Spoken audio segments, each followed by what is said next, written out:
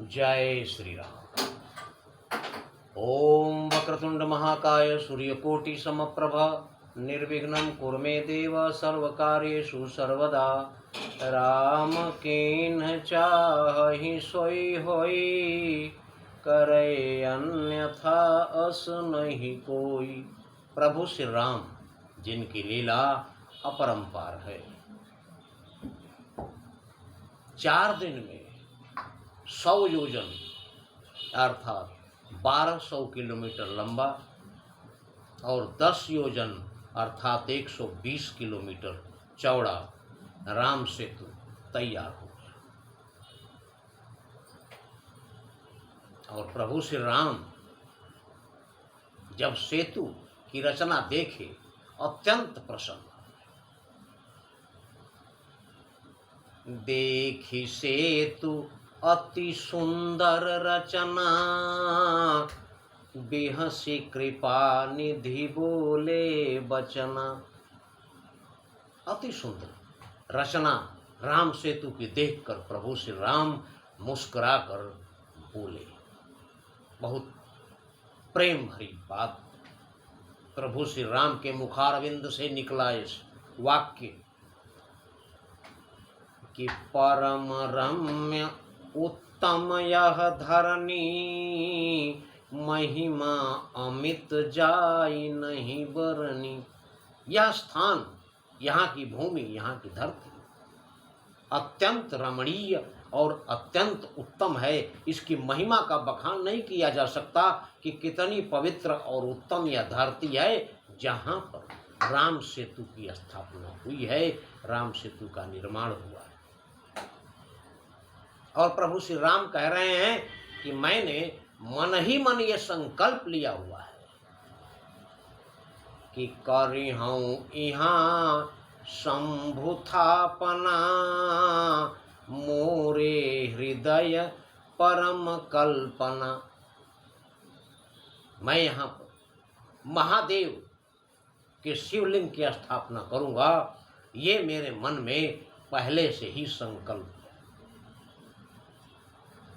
इतना सुनकर वानर राज सुग्रीव दौड़ा दिए अपने सारे दूतों को, वानर दूतों को। सोनी कपीस बहुदूत पठाए, 1-2 नहीं बहुत सारे दूत भेज दिए वानर राज सुग्रीव ने।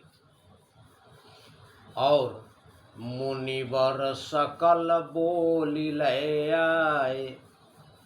इस चौपाई में एक शब्द है सकल। इतने वानर, इतने दूत भेजे हैं बुलाने के लिए कि मुनिवर सकल, सारे ऋषि मुनि जितने धरती पर थे, सारे ऋषि मुनियों को बुला कर लेकर आ गए वानर। मुनिवर सकल बोल ले आए और सब लोग एकत्रित हो गए। तब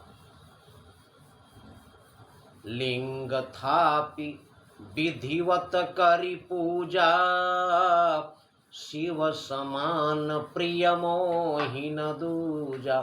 शिवलिंग की स्थापना करके प्रभु श्री राम कहते हैं कि मुझे सबसे प्रिय भगवान शिव ही हैं, इनसे प्रिय मुझे और कोई नहीं। और मनुष्य को इस बात का विशेष ध्यान रखना चाहिए कि शिवद्रोही मम भगत कहावा, सो नर सपने हूँ मोहि न पावा।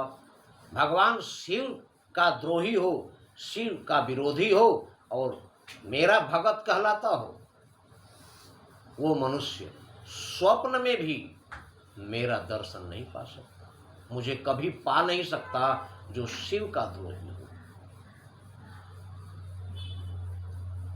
शंकर विमुख भगति चह मोरी। शंकर भगवान के विरोधी होकर मेरी भक्ति जो चाहता हो, उससे बड़ा मूर्ख और कोई नहीं।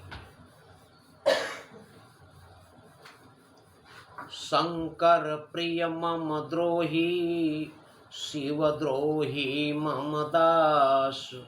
प्रभु श्री राम कहते हैं कि शंकर प्रिय मम द्रोही, भगवान शिव का प्रेम भक्त हो और मेरा विरोधी हो। शंकर प्रिय मम द्रोही, उनका प्रिय हो और मेरा विरोधी हो, या शिवद्रोही मम दास, या शंकर भगवान का विरोधी हो और मेरा भगत हो, दोनों ही।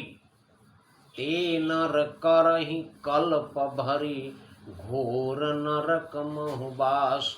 ऐसे मनुष्य एक कल्प तक घोर नरक में निवास करेंगे।